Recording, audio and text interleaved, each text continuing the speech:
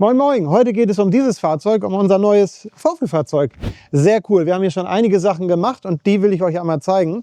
Die Kabine ist drüben, wird gerade fertig vorbereitet für einen Aufbau. Es dauert noch ein paar Tage und der ist dann zu Abenteuer Allrad fertig. Das ist die neue Kabine, die ein bisschen größer ist, wo man oben schlafen kann, wo es ein paar Extras gibt. Seid gespannt, da gibt es auch Videos zu, aber ich würde mich natürlich freuen, euch bei der Abenteuer Allrad zu sehen. Also in diesem Video geht es erstmal um die Basis.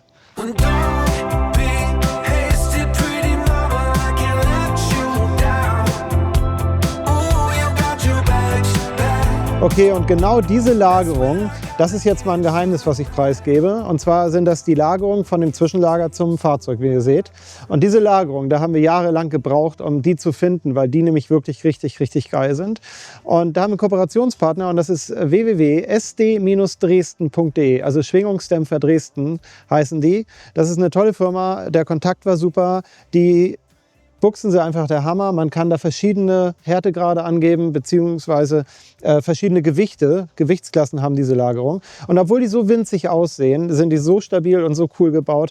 Also wenn ihr sowas braucht, wenn ihr selber eine Kabine baut oder so, dann würde ich da mal anfragen. Die haben richtig coole Lagerung und die Dinger funktionieren einfach einwandfrei. Ich bin total begeistert. Dann gehen nochmal Grüße raus. Vielen Dank an Herrn Waag, der mich hier gut berät. Also ja, vielen Dank dafür. Dann haben wir hier noch den Luftansaugschnorchel. Der ist etwas breiter ausgeführt als die anderen. Das heißt, der hat mehr Volumen. Hier oben auch einen größeren Einlass, weil der für Fahrzeuge ist mit Leistungssteigerung. Denn der Hilux kriegt noch ein paar Drehmoment mehr. Das finde ich ganz geil. Und dann wird nachher der Kopf auch nach hinten gedreht, wie es sich gehört. Aber so sieht es irgendwie auch geil aus. Die Anhängerkupplung, die wir hier dran haben, die ist nicht original. Das ist eine Zubehör-Anhängerkupplung. Ich freue mich total, dass ich die gefunden habe, denn dieses 2 Zoll Rohr, diese 2 Zoll Aufnahme, gibt es beim Hilux original, so viel ich weiß, nicht. Da kann ich jetzt eine Anhängerkupplung ranhängen, aber eben auch eine Zuröse ranhängen oder aber auch den Unterverschutz darum herum konstruieren. Und dann habe ich jetzt eben eine Anhängerkupplung, wo ich den Kugelkopf auch wegnehmen kann. Finde ich total geil. Dieses Fahrzeug übrigens 2,8 Liter Automatik, Toyota Invincible. Ich finde ihn ziemlich geil, ich freue mich voll drauf. Finde ich den besser als ein Ford? Ja und nein. Es gibt ein paar Dinge, die ich besser finde. Jetzt schon den Motor. Und die Innenausstattung, da finde ich beim Ford ein paar Sachen auch ganz schön. Jetzt gehen wir zum Fahrwerk. Die Felgen und die Reifen gucken wir uns gleich an. Einmal zum Fahrwerk. Wir haben hier ein OME-Auflastungsfahrwerk drin, 3,5 Tonnen, Höherlegung ungefähr 10 cm. Und das Besondere hier dran ist, dass wir die Nitrocharger-Stoßdämpfer haben. Die können einfach mehr als die Originalen, also als die Standard-Stoßdämpfer. Und es ist möglich, hier noch eine Zusatzblattfeder einzulegen. Dann kommt das Fahrwerk noch ein bisschen höher und das Fahrzeug wird ein bisschen stabiler. Ich fahre den jetzt erstmal so, habe diese Zusatzblattfeder schon liegen und guck mal, wie mir das Fahrverhalten gefällt. Denn hier kommt ja ein bisschen größere Kabine rauf, wie gesagt, und die wird ja auch 2-3 Kilo schwerer sein. Von daher schaue ich mal, wie das mit dem Fahrwerk funktioniert. Diese Reifen hier, 265 70 17, sind halt ein bisschen größer als die Originalen. Die haben halt 265 65 17.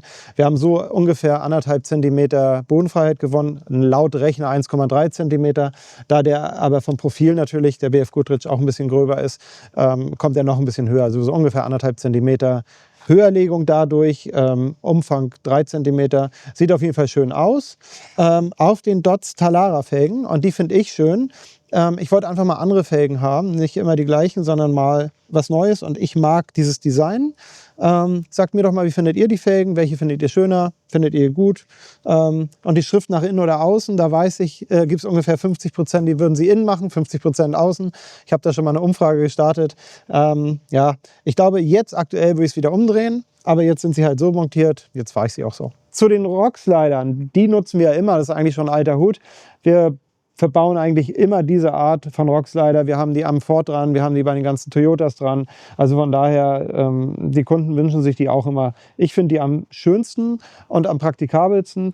Es ist allerdings der Verkaufsname Rockslider. Ich würde mal sagen, das ist kein echter Rockslider, denn die Dinger sind halt an 3 Aufnahmepunkten fest. Die sind super stabil. Aber um damit irgendwie über Steine zu rutschen oder so, würde ich mal sagen, das funktioniert nicht so gut.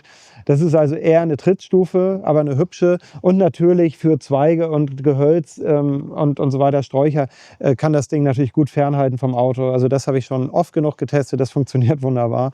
Genau, also ich finde es hübsch. Könnt ihr auch gerne in die Kommentare schreiben, wenn ihr eine andere Meinung habt, wenn ihr vielleicht welche habt, die schöner sind oder besser funktionieren, lasst es mich gerne wissen. Dann haben wir hier hinter mir den 126 Liter Kraftstofftank aus Stahl.